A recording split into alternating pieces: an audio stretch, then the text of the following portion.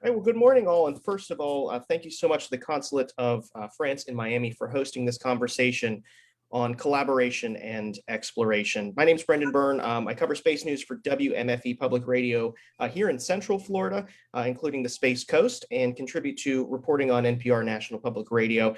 I also host a weekly podcast and radio show exploring space exploration called Are We There Yet? Now, I've interviewed hundreds of space professionals for my coverage and my show, and they all seem to agree on one thing, and that is that space is hard. It's no easy feat breaking the bonds of our planet's gravity to send robots and humans to places we've never been before, to uncover the secrets of the universe and answer the ultimate questions like where did we come from and are we alone? It's not easy leveraging our understanding of physics and engineering to blast humans into space and return them safely. Space is dangerous, space is expensive, and space is hard. But one thing that mitigates that risk, that cost, and that difficulty is collaboration. Collaboration between nations and organizations, all with similar goals: to go where humans have never gone before, to answer questions left unanswered, and to make our home planet better than it was before. And there's no better example of this collaboration than the launch of Crew 2 right from my backyard here in Florida to the International Space Station. On board are two NASA astronauts, and not one, but two international astronauts, including Thomas Pesquet, a French aerospace engineer, pilot, and European Space Agency astronaut. Now, our conversation today will explore that collaboration, both in the near-term launch of Pesquet and the rest of his crew, and in the long term, looking at humanity's goal to revisit the moon and then Mars. And to do that, we have a panel of international space professionals from the private and public sector. And I'm going to start with Ambassador Philippe Etienne. Ambassador, welcome to the conversation. Thank you. Thank you, Brandon. So, Ambassador, this is a new era of international collaboration that also includes private companies like SpaceX playing a much larger role than they had in the past. How do you see the future of not only international collaboration between government organizations, but also through commercial partnerships? Well, thank you, Brandon, and thank you, dear friends from the space community. I'm very pleased and honored to be part of this outstanding panel as we approach Thomas Pesquet's launch from Cape Canaveral, and I'm very proud and excited as I will have the great privilege of personally attending this event, the first launch of a European astronaut from American soil in more than a decade. As a French ambassador to the US, who has also a bit of a science background, as you said, Brandon, I think space exploration is an amazing tool that serves humanity as a whole and which must be approached by cooperation. So space exploration and space in general are key pillars of our diplomacy and also of multilateral action and cooperation of the community, international community. You mentioned the incredible challenges posed by space exploration, which must encourage and have encouraged indeed nations to overcome their differences and join forces. And the ISS perfectly embodies such a successful international cooperation. And Thomas, in just a few days, a spationaut from the European Space Agency, will be on board the Crew Dragon as part of, as you said, this incredible international team together with one Japanese and two American astronauts on their way to join American astronauts and Russian cosmonauts aboard the ISS. So, and I would say also as ambassador, the space has also been a hallmark of a special relationship between France, Europe, and the United States since the earliest days of space exploration. And this excellence, the excellence of this partnership is reflected by the long-time success of our joint exploration programs, recently illustrated by the amazing landing of the Perseverance on Mars, to which France made significant contributions as well as Europe. Jean-Yves, the president of our space agency, and Sylvie, he is European Space Agency representative in Washington, will certainly give us more details. But space also, and I want to stress it, benefits the Earth in significant ways. And it's truly a good omen that the Crew 2 launch is taking place on April 22nd, the Earth Day, and the same day as the Climate Summit hosted by President Biden to raise the climate ambition, as we have just celebrated the 5th anniversary of the Paris Climate Agreement. Space assets data are crucial for understanding climate change and adopting concrete measures. And the Space Climate Observatory Initiative is a perfect example of this. Again, a cooperation between public space agencies across the world.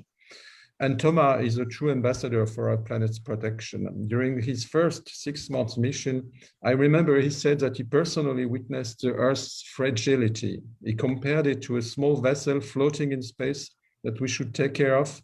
And he shared his experience with amazing pictures taken from the ISS, as you may remember. And we have also other cooperation. I will mention the Surface, Water and Ocean Topography SWOT mission to be launched in 2022. So protecting the Earth is vital. We have also the policy we have to cooperate on with the outer space.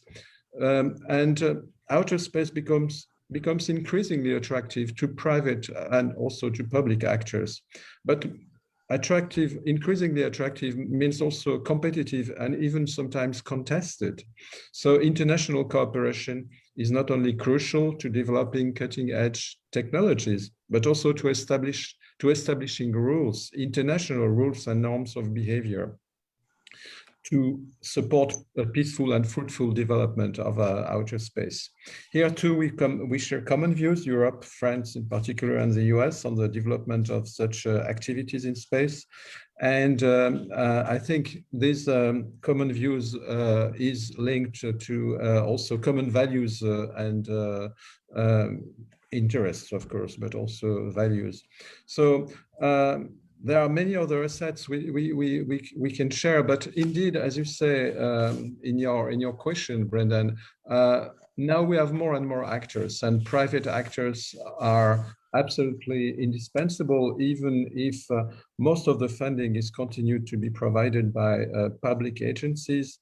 And we have new industrial processes, cost-oriented programs, more focused on downstream applications, and we have a multiplication of private actors. And this is good. It is a win-win situation if we know how to organize this cooperation between private sector and public sector. Thank you very much for giving me this opportunity. Well, thank you for joining us. Intervention. And we do want to include those folks that are listening into this conversation. We will have a Q&A session towards the end of this webinar, so feel free to add your questions or comments to the Zoom Q&A if that's how you're joining us, or if you're on Facebook, you can add them to the comments section there, and we'll get them in the queue. I want to bring in Jean-Yves Le Gall. He's the president of CNES, the French National Space Agency. And as the ambassador mentioned, this is not the first time the Europeans are collaborating internationally for space travel. Thomas's previous mission to the space station was on a Soyuz. So I guess my question to you, Jean-Yves, is how has this process been different preparing Thomas Pesquet for his launch on the Crew Dragon 2? And how is that process compared to launching him on a Soyuz capsule? So thank you. And first of all, I would like to say that it's a real honor and a pleasure to be here. Just 1 week before Thomas Pesquet's launch to the International Space Station from Cape Canaveral. And as you said, the last time it was with Soyuz from Baikonur. I was at the launch in Baikonur, and it was a great time. But in 1 week from now, this Crew 2 launch and the Alpha mission will perfectly embody our strong commitment to pushing back the frontiers of science, as well as our long-standing international cooperation in space, especially between France, Europe, and of course the United States. And France and the CNES, the French Space Agency, have always been among the leading space nations since I think that I can say the dawn of the space era. And I am very proud to say that in December 2021, CNES will be marking the 60th anniversary of its inception. And from 1961 to the present day, we have been active in all domains of space. To execute the nation's space policy, in fact, we are not alone because we have forged close partnerships with scientists, universities, schools, institutions, industry, and reputed research laboratories everywhere in France. But we also firmly believe that such ambitious challenges can be overcome without broad and strong international cooperation. And since our inception, we have signed more than 600 agreements with 70 countries. We have also a strong partnership, of course, with ESA, and I am sure that Sylvie, today we will do a better job than me presenting ESA, the European Space Agency, and its mission, and we dedicate half of our budget to ESA. And in addition to ESA, of course, we are delighted to count among our most strategic partnerships, the US, with a very long-standing cooperation with NASA and NOAA.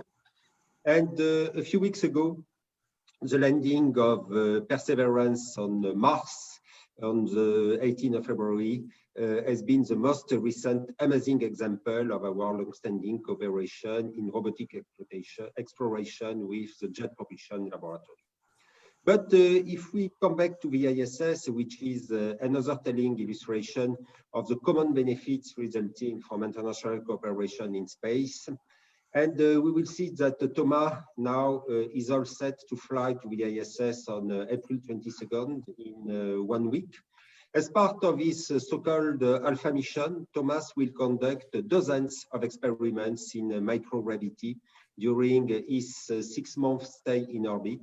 And this will enable giant leaps for science and technology to serve Earth, humanity, and exploration. And France, of course, is playing its full part in this endeavor through the CNES Center for the Development of Microgravity Application and Space Operations, which has specifically developed 10 experiments in medicine, food, biology, and physical science. In total, this is why we are very excited to assist Thomas in this journey around the Earth with all our international partners, and of course with this launch on the Crew Dragon. And I want to tell him and to all the crew of the Crew Dragon, go Thomas and go Crew 2. Thank you very much. Wonderful. Well, we'll continue talking about that collaboration by bringing Sylvie Espinasse into this conversation. She's the head of ESA's Washington office. And as Jean-Yves mentioned, there is quite a bit of European collaboration with NASA, including some of the work that I get to see in my backyard here with NASA's Artemis mission. That's the agency's return to the moon. I'm wondering, Sylvie, if you could talk a little bit about that partnership with NASA and some of the things that ESA is doing to help send humans into deep space once again. Well, good morning and thank you for having me. Indeed, today ESA and NASA have a very strong relationship in space and in particular in human space flight. And we are today about to contribute to this return to the moon. We are looking at providing significant elements that will enable this return to the moon. In particular, we are looking both at transportation elements and infrastructure elements. So when I'm talking about transportation elements, I'm referring to the European Service Module of Orion. So as you know, Orion is the NASA spacecraft that will transport astronauts to the Lunar Gateway and bring them back on Earth. And the service module is the part of the spacecraft that will provide power, propulsion, water, oxygen for the astronauts. So a very significant piece of technology of the spacecraft. On the infrastructure side, we are about to build the International Habitation Module of the Gateway. So the place where the astronauts will live and work when they will be on the Gateway. And we are doing that in cooperation with our Japanese colleagues from JAXA. And we are also developing capabilities such as enhanced communications, some capabilities to refuel the landers that will do back and forth between the surface of the moon and the Gateway, and also a viewing capability a little bit similar to the cupola on the ISS. So as you can see, different elements, very significant elements that will help to build that gateway. And the gateway is something that sometimes it's difficult for people to understand what's the purpose of the gateway, how this will help to go back to the moon. And you have to think about an element of a transportation architecture that will allow you from there to get access to any place at the surface of the moon. It's a place where you can store resource, spare parts, where you can have fuel for the landers. It's a kind of safe haven. I would compare it as a refuge when you go hiking in the mountains. You don't go to the top of the mountain on one shot. You might want to rest before and have to do that in stage. And that's what the gateway is for. But one thing that is really important to understand is that Europe today would not be doing all these things in partnership with NASA if we would not be building a very long-standing relationship with NASA. Mm-hmm. And this relationship goes back 40 years from now. And it started in the early 80s with the Space Shuttle Space Lab missions. So the Space Lab was a reusable laboratory for microgravity experiments that flew on some of the shuttle missions. Consider that between early 80s, end of the 90s, there were more than 22 major Space Lab missions flying successfully on the Space Shuttle. And this collaboration on Space Lab started to allow Europe to build the relationship with the US and with NASA in human spaceflight. And this led Europe and its member states to agree, to decide to be part of the ISS program. And this was in the mid-90s. Mm-hmm. And together with Japan, with Canada, and with the Russian.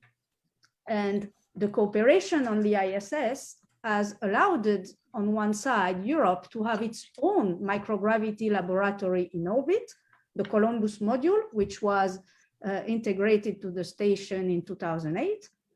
And at the same time, in exchange, ESA has been providing, has been supporting the ISS operations with the automated transfer vehicle, the ATV, which was a cargo vehicle, a spacecraft designed to bring cargo to the space station, meaning spare parts, food, gas, scientific experiments, and so on.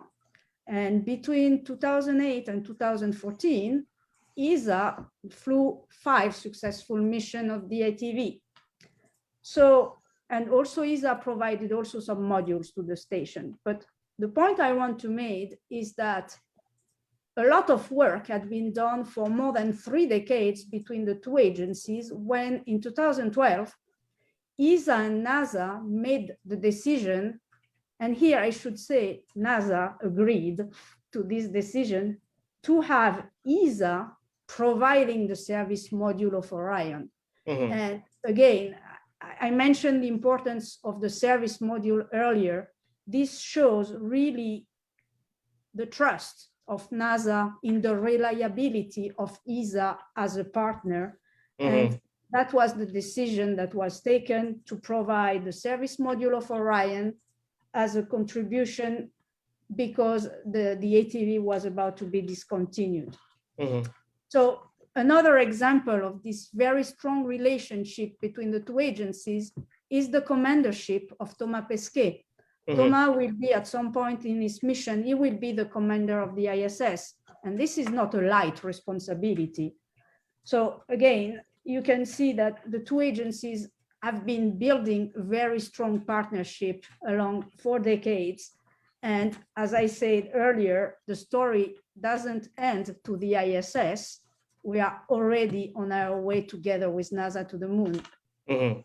Well, there is still a lot of work to be done on the ISS, and to talk a little bit about that, I'd like to invite Julie Robinson into the conversation. She's the Chief Scientist for Human Operation, Chief Scientist for Human Exploration and Operations at NASA HQ. And Julie, I've read that there are some 200 experiments that are going to have to be conducted by the Crew 2 astronauts. That's a lot of science. So tell me a little bit about how NASA is leveraging these international astronauts that come up there, and how these crews are able, to do all of this important science from that orbiting lab. Thanks, Brendan. Well, one of the amazing things about the way that we operate the space station as an international laboratory is how the crew really all work together to accomplish the different scientific investigations. And transportation of that crew on commercial vehicles so that we can maintain a full crew of 7 on the ISS is the backbone of getting the most research done on the platform. So this mission has a number of firsts for us. It's the first reuse of Crew Dragon and Falcon 9 for a crewed mission. That's important for the ongoing throughput and maintaining this scientific level of activity. It's the first mission flying 2 international astronauts. That benefits everyone because those astronauts carry out experiments for the whole world. And for me, of course, the real important part is what's underlying those 200 experiments. I won't take everyone's time by talking about all those experiments today, but I can tell you about a few that are some of my favorites because of their benefits, both to exploration and to people all around the world. So for example, in the area of biomedical research, we have an initiative with the US National Institutes of Health to test something called tissue chips in space. These are small systems of cells and tissues that mimic the action of cells in the body and can be used to study how drugs work, to study how tumors grow, and for a variety of other systems. We test them in the microgravity of the ISS because when you remove gravity, the cells interact with each other in a way that is more like the way those cells act in the human body than the way that they act when they're normally in a culture dish. And so that is a really great scientific opportunity that's led to this National Institutes of Health collaboration, a lot of international biomedical research collaborations, and a whole series of new research. The crew is also going to be testing new exploration technologies, such as a new type of solar array that's lighter and more reliable in the way that it deploys. And this can help us benefit and make future spacecraft more cost effective. The crew will be participating as research subjects in an international suite of human research studies, and those are heavily led and coordinated by CADMOS, which has a biomedical research emphasis in some of the facilities that they've developed over the years. And so our French colleagues are heavily involved in many of these activities. One thing that's coming up is the testing of a new ultrasound device, which is very small and very portable, and will also be tested and adapted for use in our Artemis missions, where being smaller and lighter and more portable is really important to understanding the health of the crew in a partial gravity environment. And we even have a partnership between the ISS National Laboratory and the Target Corporation.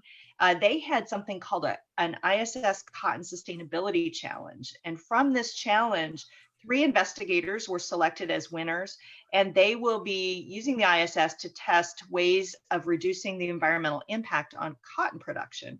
And winners have proposed studies, everything from scientific tools using Earth remote sensing to precision genetics to studies of the biology of plant roots. So it gives you a sense of how broad the research on the International Space Station can be and how impactful it can be as we work as an international community to understand the effects of human activities on the environment.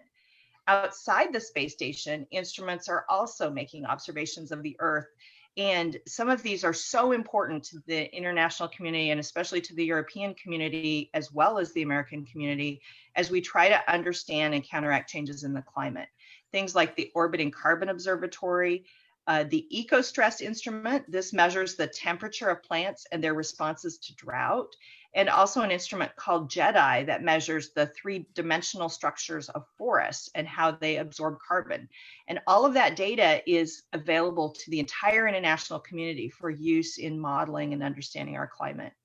So given that breadth of things that I talked about, you can see that the space station is a laboratory that has served hundreds of countries. It's providing benefits to our lives on Earth right now, but that underneath it all is this international collaboration. The fact that science is done internationally, that people from each country contribute data, contribute knowledge, and coordinate experiments. And we see that in the activities that Shane and Megan and Akiko and Thomas will carry out when they're living on the ISS together. It's a humanity living in space, humanity conducting scientific investigations. And in that way, ISS serves as our model for the ways that humanity and the astronauts of many nations will continue to work together, both to understand our world, but also to explore space together. Mm-hmm. There's so much going on up there, to help us down here. So much collaboration, but all of that stuff has to leave Earth and get into orbit, right? And that happens a lot from our backyard, Frank, right here in Florida. So I'd like to bring in Frank DiBello into this conversation. He is the president and CEO of Space Florida. Frank, Florida, it's the doorway to space. We've got multiple launch pads with multiple launch operators here. What does the state of Florida do to kind of encourage these international partnerships and help them, pardon the pun, get them off the ground? Brendan, first of all, thank you, and thank you to the distinguished members of this. It's a privilege to join you today. Brendan, Florida works in partnership with NASA and other federal partners to assist financing the development of common use space processing facilities, launch infrastructure, and other key assets which can enable commercial industry to contribute to the nation and humanity's space initiatives. To date, we've enabled the financing of over $1 billion in new infrastructure for the spaceport and for commercial companies here at the Cape. This includes multiple launch pad and infrastructure improvements at Complex 39A, the site of the SpaceX second operational crew mission to the ISS, with two international partner astronauts aboard. In addition to the role that the state plays in infrastructure finance, we also support international collaboration by funding research activities through joint partnerships in which Florida and partner countries pool research dollars and fund teams between companies from each partner country. To date, over 54 such joint research collaboratives have been completed, several of which are flying on this next SpaceX mission. With respect to international collaboration and the importance of it, Brendan, it's clear that no one country nor single space agency can realistically carry the load of meaningful space exploration for mankind as a whole. This requires international collaborative effort among spacefaring nations, but even more between governments and the private sector. And even states have a key role to play in enabling space exploration and exploitation for humanity's benefit. That benefit will be realized in the economic and scientific contributions that will accrue to mankind and to the planet as we go back to the moon, develop and utilize Gateway, and extend mankind's reach to Mars. And while collaborating nations will likely lead these initiatives, commercial companies will be right alongside of them, providing space systems and hardware, engineering and logistic support, and other needed capabilities to make those missions successful. We are on the verge of a new space era and space economy, with commercial companies from multiple nations going to space to conduct research, provide services to repair, refuel, or resupply space platforms, to manufacture space products and hardware, and otherwise create economic value and knowledge which will benefit mankind. Former US Secretary of Commerce Wilbur Ross estimated this next generation space economy could exceed $1 trillion by 2030.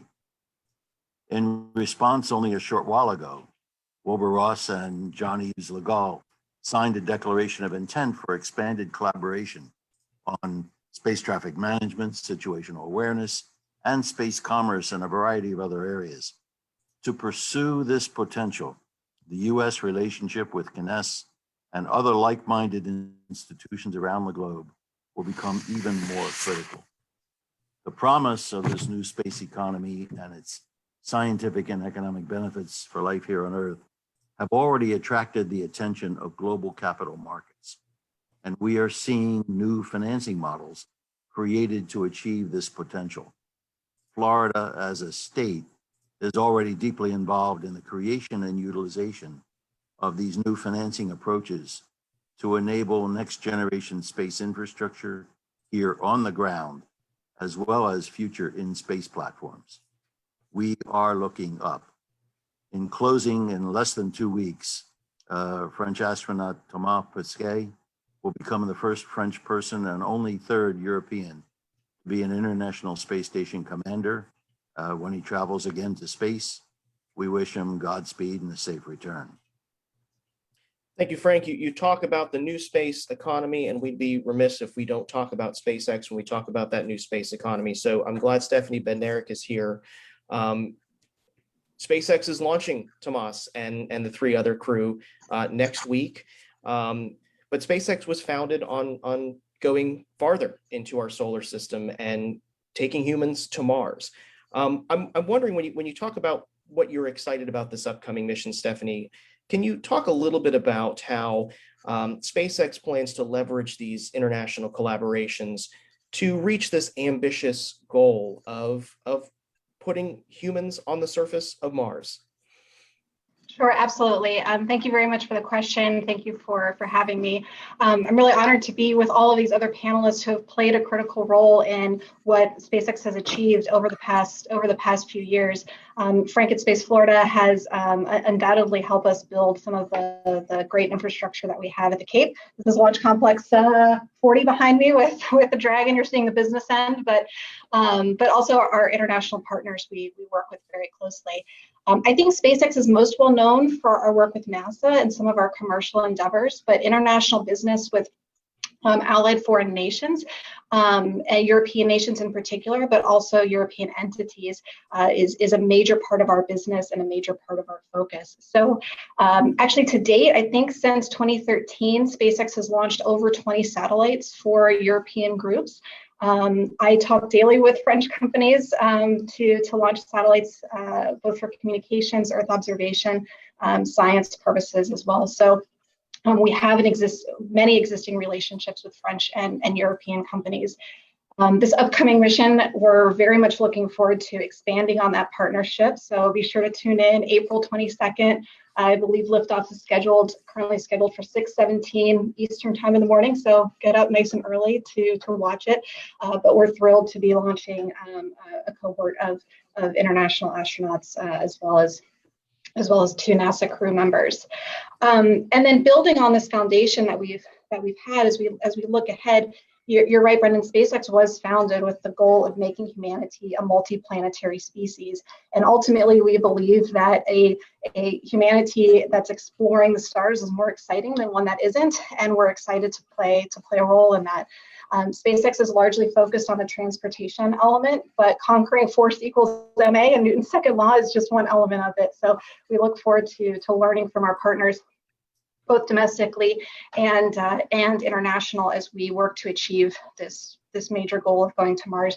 It will undoubtedly require an international effort, and learning from our partners is going to be key for that. So, go Falcon 9, go Dragon. We're very excited for this mission coming up, and thank you to all the partners on this call today who have helped support SpaceX, and thank you for trusting us on this critical mission. 6 o'clock is a very early call for us reporters, Stephanie. Maybe the next one can be a little later in the day. I'll see if I can change physics, but ISS rendezvous are challenging to schedule. Well, wonderful. Well, we're going to turn it over to some Q&A now. If you do have a question for the panel, please either use the Q&A function in the Zoom webinar, or you can comment on the Facebook video if you're watching that way. And I want to start with you, Mr. Ambassador. You know, space was founded, we're talking about collaboration here, but space was really, the early chapters were written in competition, right? We had the space race between the US and the Soviets, and now there are emerging, you know, spacefaring countries like China coming online. How do you foresee the future of this exploration happening with competition in relation to collaboration? How's it going to work?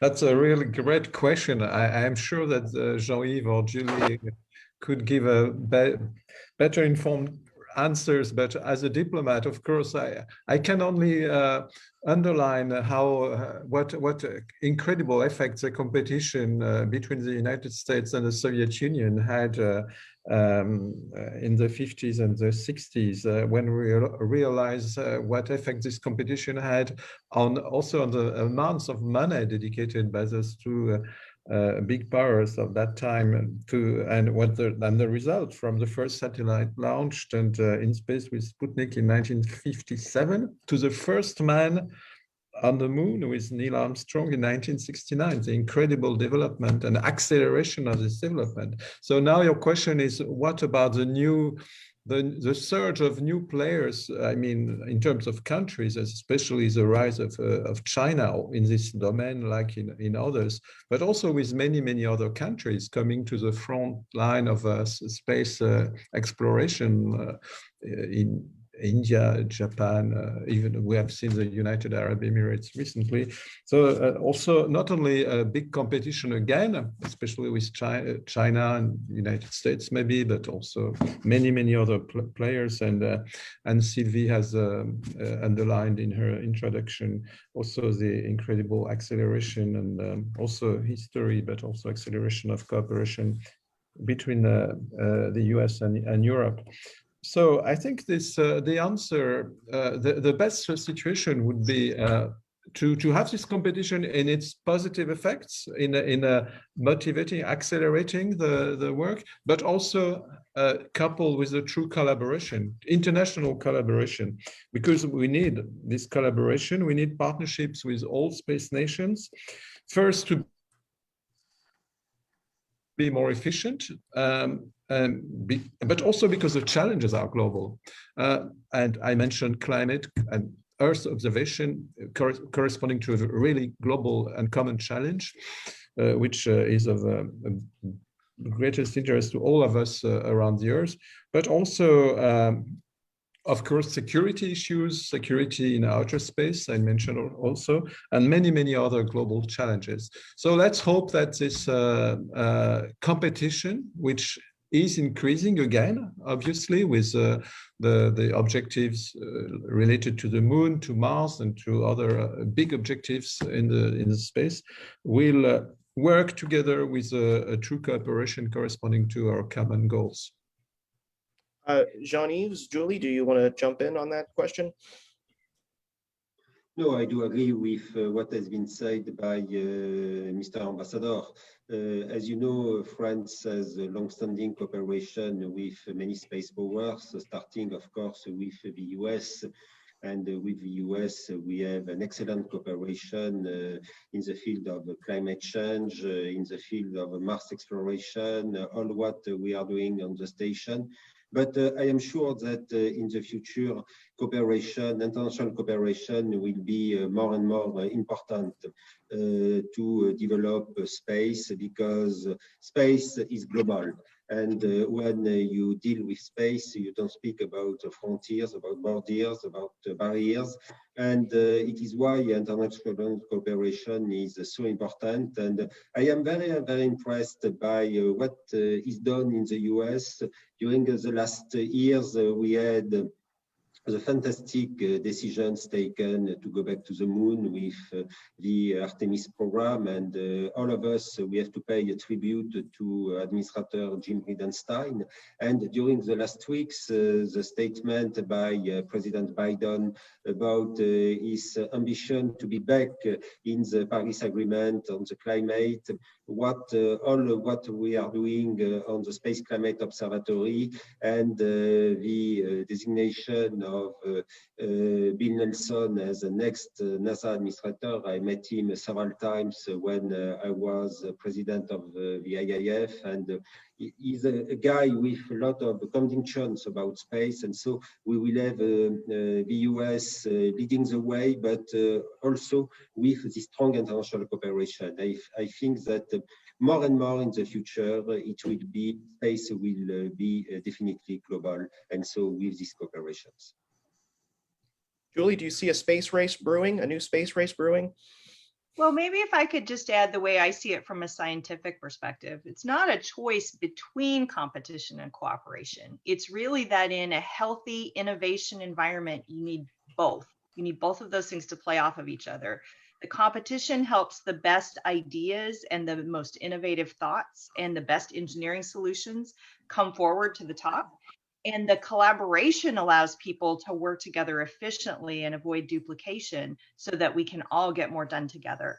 So I think when we look at the International Space Station with over 200 participating countries, even though a core of 15 space agencies built the original infrastructure, including all of our European colleagues, you can see that benefit of having both competition and collaboration. We're seeing the same thing develop, as Sylvie has been talking about, in our Artemis partnerships, from the Artemis Accords to our talks about how to work together on different platforms.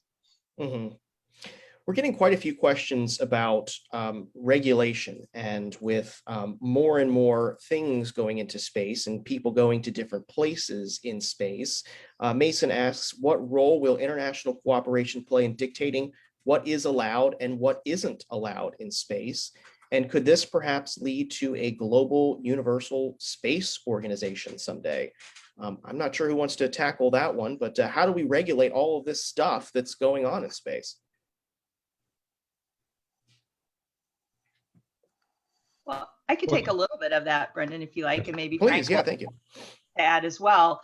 We have a really wonderful structure internationally going back to the very beginnings of spaceflight with the Committee on the Peaceful Uses of Outer Space at the United Nations, with various international bodies and treaties. We have our partnerships surrounded around different programs like the International Space Station. I think we have strong but not centrally regulated approaches to making sure we cooperate peacefully and together. And those approaches can always evolve.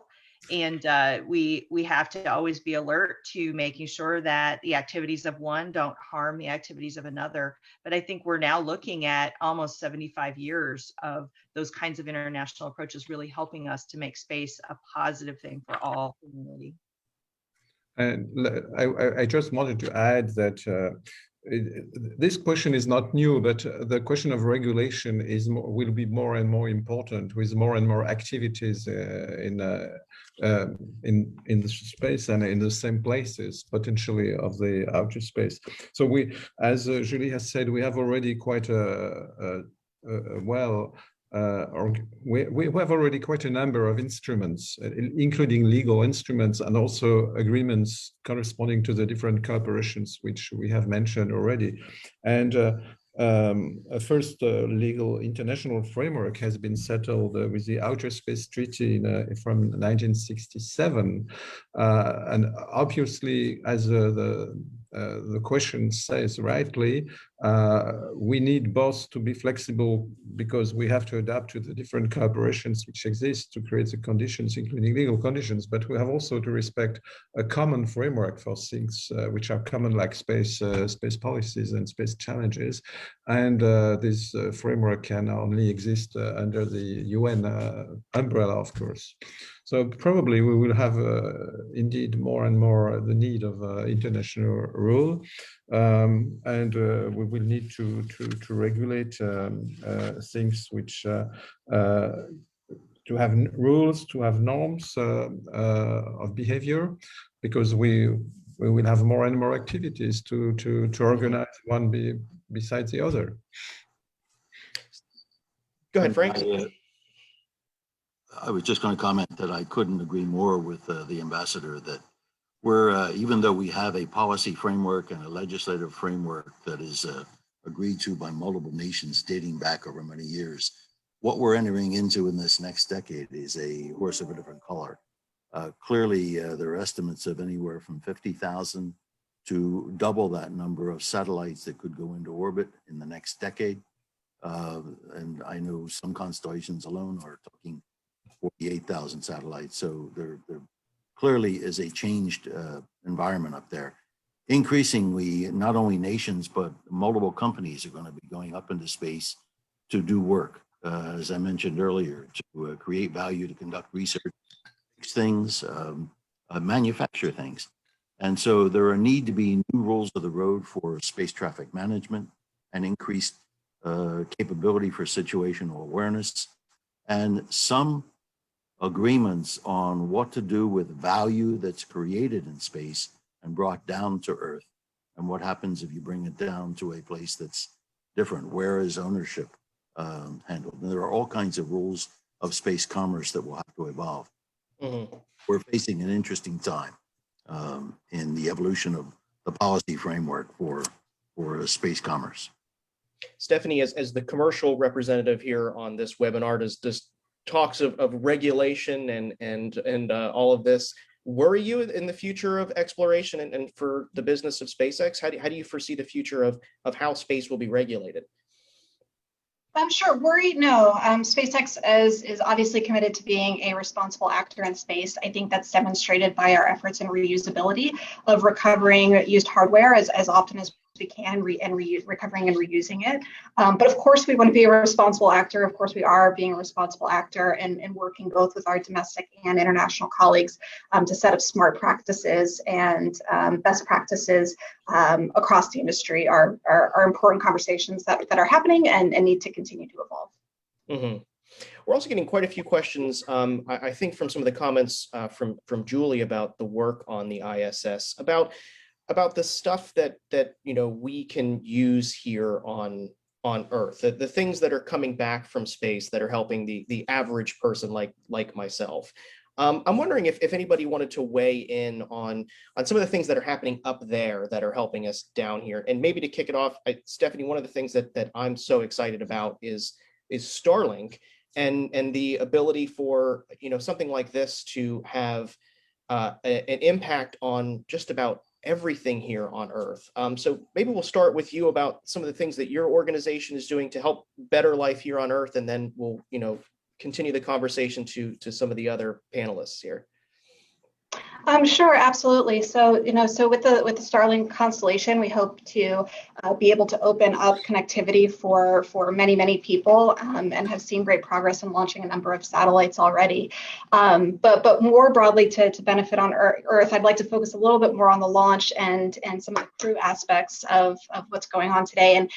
And being able to launch more and more people into space, whether that's our international government partners or private citizens, is something that we're eager to be able to do. So I would love to launch more French astronauts, more European astronauts, whether that's through their respective agencies, through CNES, through ESA, or private citizens. We would be pleased to do that and have that opportunity. So as you look across all of SpaceX's businesses, both launch of satellites to enable communications and scientific research back down on Earth that aren't built by SpaceX, but are built by our partners and customers, the work we're doing with Starlink, and then of course crew work. We're very excited and eager to be able to providing a benefit across the board on a variety of different topics to people. Your Honor. Mm-hmm.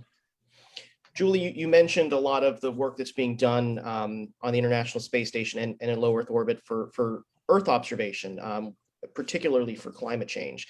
And one of the things that stuck out to me was that all of this will be available to any international partner that wants to get their hands on this data. How important is it to make sure that these international players have this data to help mitigate changes due to a changing climate? One of the evolutions that's happened over the last 20 years of the International Space Station is, I think when we started, we thought of scientific data as the product we brought home, and we tended to hold that close to ourselves.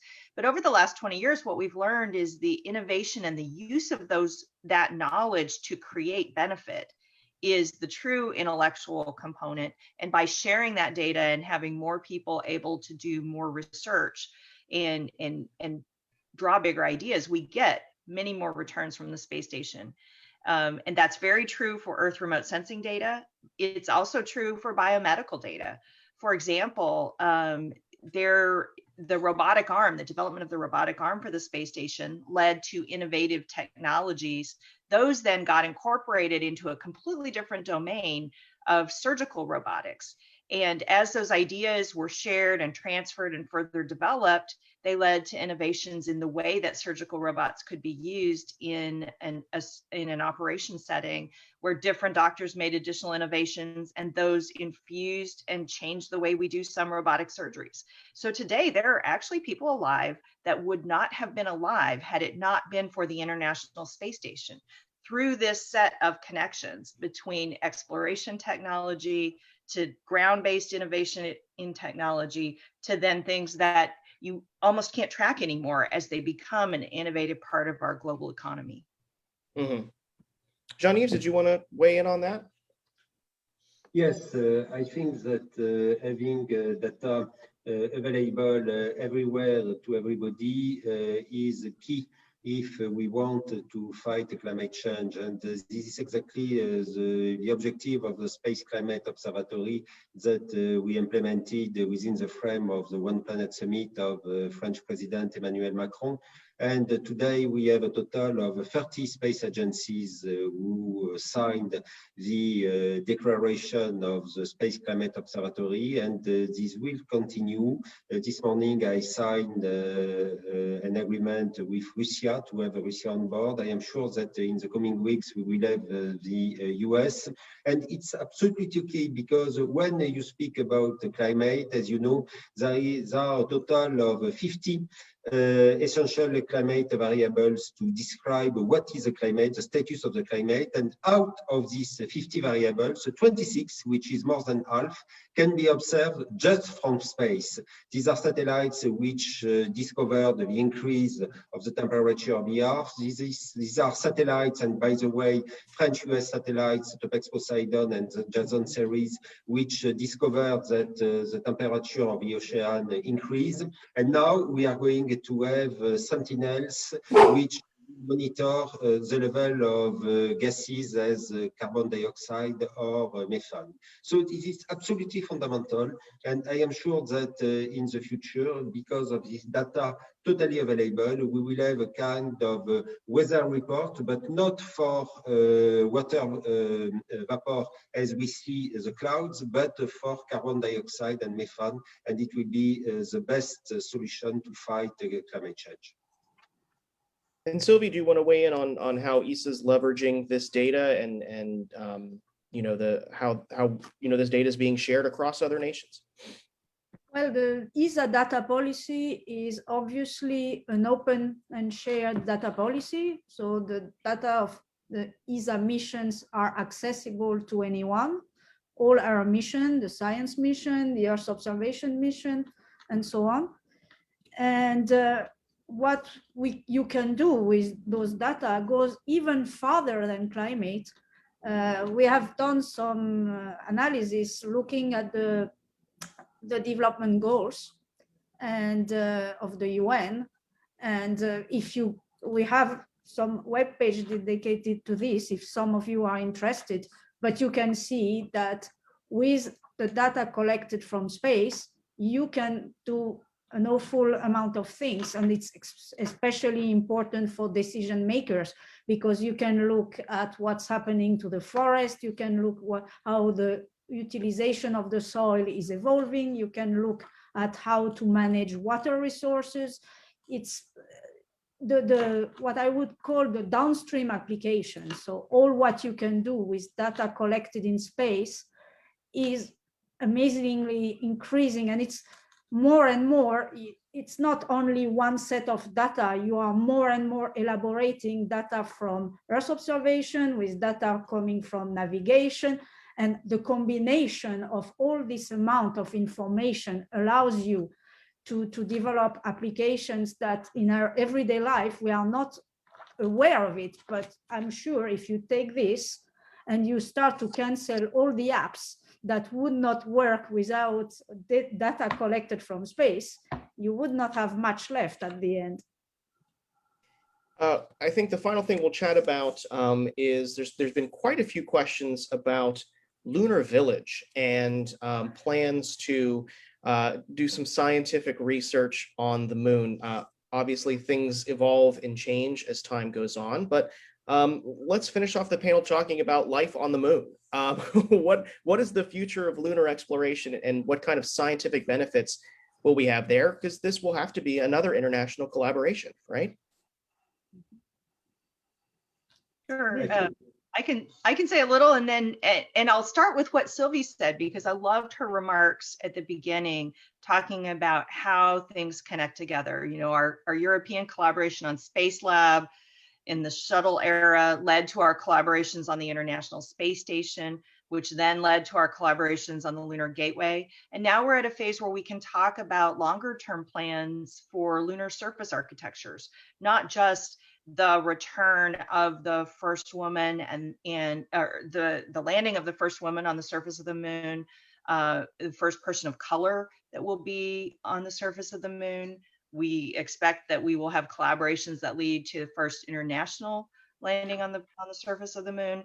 But really, it's as you move out into a larger infrastructure on the lunar surface, where you can really get the scientific return of sampling things like the polar regions, permanently shadowed craters, learn to operate and live on a planetary surface in partial gravity for longer periods of time. All of those things are critical for our next evolution of exploring together, which would be the first human missions to Mars. So what we have a vision for at NASA is both a sustained lunar presence that allows us to grow and return more and more science. It also allows more people to visit that environment and help carry out that science.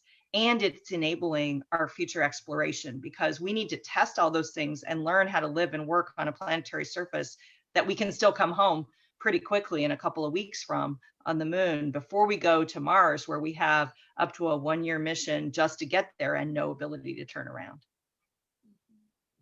Sylvie, did you want to jump in? Yes, one thing I would like to step back to the concept of the moon village. This is, I'm sorry, I have a problem with the sensor of my light. Now, this is, I think maybe it has been quite misunderstood most of the time. The concept of the moon village is essentially the concept of an open architecture for exploration. And since today we are really focusing on collaboration, what I mean is that there are so many ways to collaborate. And as Julie's just said, there are so many things we need to learn to do. We need to characterize the lunar environment. We need to learn how to live on another planet.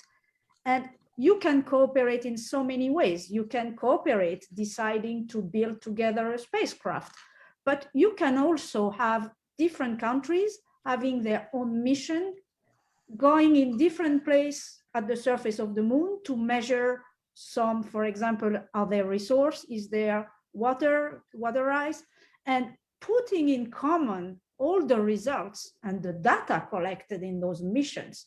You make everybody, all the countries, progressing towards your next step and your future goal. So you can see that even if you don't talk to each other, you can collaborate. You can share data, you can also have more close cooperation, but there are so many ways. And the Moon Village is essentially, yes, let's do that all together. Everybody can contribute and do what is of your most interest, and then we share the data, we can do things together, and that's the way we will all progress together. Mhm. We have one final question. It comes from a 7-year-old. So these are usually the best questions and usually the hardest. So I'm going to give this one to Jean-Yves. Evelyn is a space-loving 7-year-old, and she asks, will the French astronaut be able to have any delicious French food while on the ISS? Yes, the answer is definitely yes, because we organized some, let us say, cooking sessions between Thomas Pesquet and the very famous cook, Mr. Marx. And I know that he will have with him delicious food. And in addition to that, we have also some experiences on some experiments on the space station with some hardware which will be used, which will fit with some pancakes, and it will be also something very famous. But you see, in France, whatever you speak, at the end of the day, you speak about food, and I think that it will be the case in the station. Well, I am very much looking forward to that. The launch is next week, bright and early. Super excited for that. So that's going to wrap this up here. Thank you all to the panel, and thank you very much to the Consulate of France in Miami and the ambassador and his staff for making this happen. Thank you all, and go Dragon. Go Dragon. Go Dragon. Go Thomas. Bye. Thank you. Bye-bye.